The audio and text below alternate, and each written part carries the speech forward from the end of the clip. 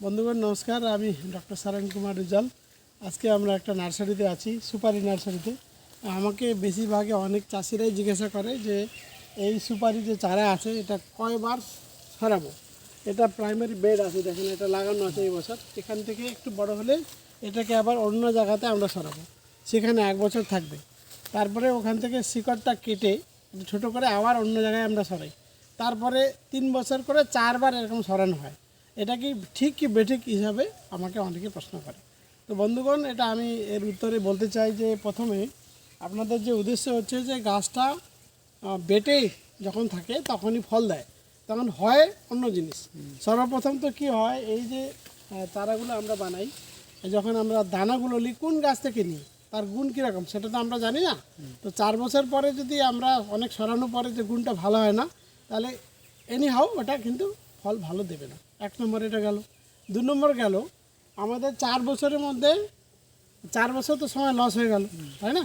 একটা চারা বানাতে গেলে 4 বছর পরে 30 থেকে 40%, তার মানে 30 থেকে 40% চারাটা মারা যায়।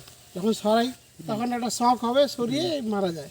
তো ওই হিসাবটা যদি আমরা ধরি তাহলে অনেক টাকাও খরচ হয়ে গেল, এদিকে টাকা খরচ হয়ে গেল, এদিকে 4 বছরও আমাদের সময়ও গেল, আর গ্যারেন্টিও হলো না। আর সবচেয়ে গুরুত্বপূর্ণ ব্যাপার হচ্ছে আরেকটা, এদিকে দেখো, সবচেয়ে গুরুত্বপূর্ণ ব্যাপার হচ্ছে যে আমরা চাষিরা বলে যে এরকম যদি আমরা 4 বার সরাই তাহলে মূল ফিল্ডে, মূল বাগানে আমরা যদি গর্ত করে লাগাই আর গাছটা আমরা লাগাল পাবো, মানে বেটে গাছ হবে, ওখানে বেশি ফল হবে, তাড়াতাড়ি কাছেই আমরা ফল পাবো।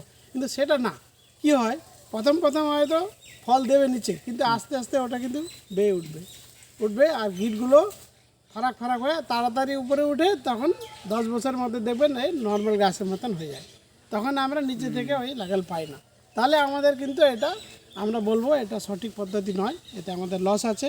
বরঞ্চ আমরা কি করি, এরকম যে আছে প্রথমে আমরা লাগাইলাম, আমাদের যে দানাগুলো যেটা গুটিগুলো আছে কোয়ালিটি আমরা দেখব, তার গুণগত মান দেখব, তার মা গাছ কীরকম ছিল সেটা ব্যাপার আছে। তারপরে এটা যখন আমরা মাঠে লাগাই তাহলে কোন গাছ লাগাবো।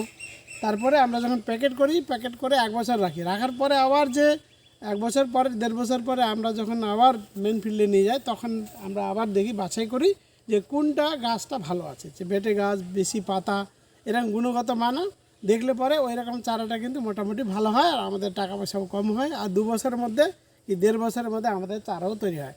কিন্তু আমাদের এই পদ্ধতিটাকে আমাদেরকে নিতে হবে বলে। নমস্কার, ধন্যবাদ, ঠিক আছে।